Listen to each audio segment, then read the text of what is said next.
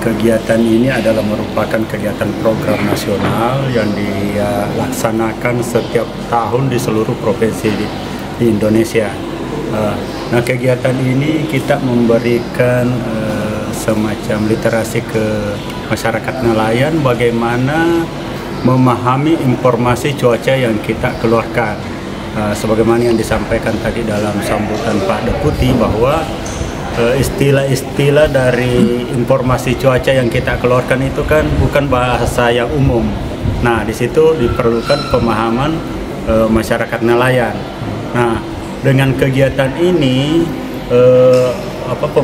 pemateri itu memberikan bagaimana cara mengakses informasi cuaca.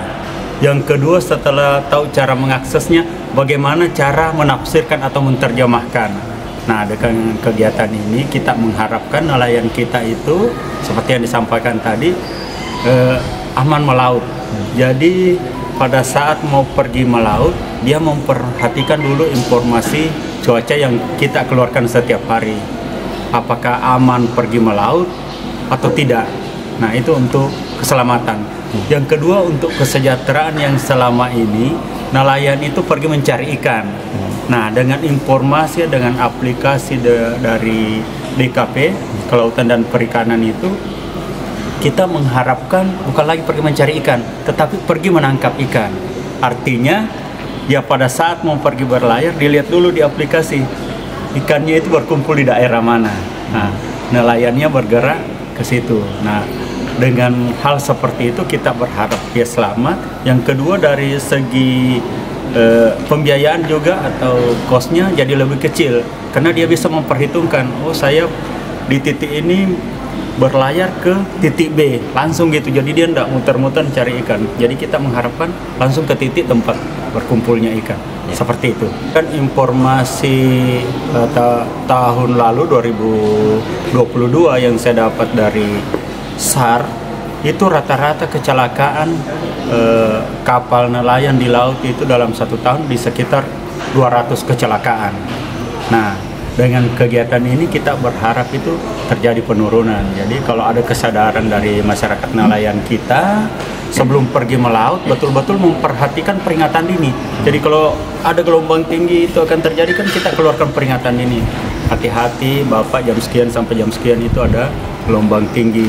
Daerah-daerah mana yang berbahaya. Jadi kita berharap kalau memang ada peringatan ya melautnya di pesisir saja ya, sehingga kita dapat menurunkan tingkat kecelakaan di laut ya.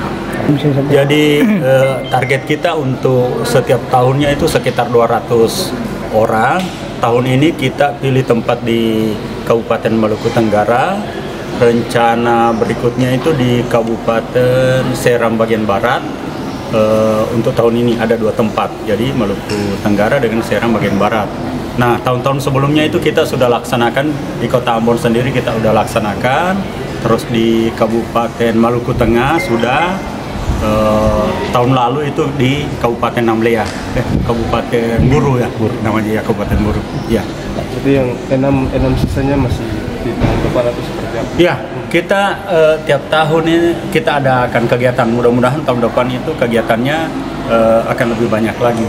Malah kita ada program itu nanti kalau kita dapat informasi ada kegiatan nelayan budidaya seperti rumput laut, Pak Yoce, itu kita akan usulkan. Kalau itu kita melakukan pendampingan. Jadi mulai istilahnya dari masa tanam sampai panen kita melakukan pendampingan. Kalau memang kita nanti survei ada kelompok nelayan yang melakukan kegiatan budidaya dan itu layak untuk kita umpamanya kelompok taninya itu cukup besar, kita akan mengusulkan untuk kegiatan pendampingan. Ya, harapan kami kepada rekan-rekan saudara-saudara kita yang ikut ini, mungkin kebanyakan dari kelompok nelayan atau ketua kelompok nelayan, itu apa yang didapatkan dari sini disebarkan kepada nelayan-nelayan yang tidak sempat ikut pada hari ini. Nah, dengan memahami itu, menyebarkan, jadi kita mengharap secara masif masyarakat kita di sini sebelum melaut memperoleh informasi cuaca di laut sebelum melaut. Nah, kita harapkan nanti ini tidak berhenti sampai di sini. Jadi nanti mungkin kita pilih beberapa orang yang kira-kira yang betul care sama informasi ini, kita bina. Ada Pak Yoce di Tual ini, di Kota Tual ya, kantornya Pak Yoce. Itu nanti dibina oleh Pak Yoce, kelompok-kelompok nelayan ini, sehingga kita tetap komunikasi. Kalau ada hambatan, kita berikan edukasi, kita berikan sosialisasi dari Pak Yoce yang dekat di sini.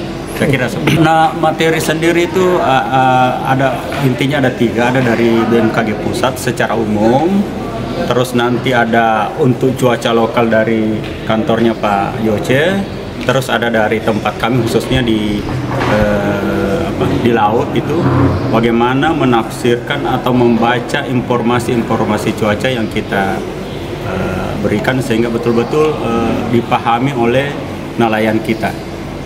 Nanti praktik membaca peta. Jadi dia itu ada semacam pembelajaran navigasi sebentar, bagaimana sih membaca peta dari titik A ke titik B untuk mengetahui berapa jaraknya. Jadi itu tadi dalam kaitannya, jadi bahan bakar yang dia siapkan jangan nanti terlalu jauh. Yang pengalamannya sih saya yakin kalau pengalamannya nelayan sudah hafal betul. Tetapi secara teori juga kita berikan bagaimana sih membaca peta navigasi di laut ya.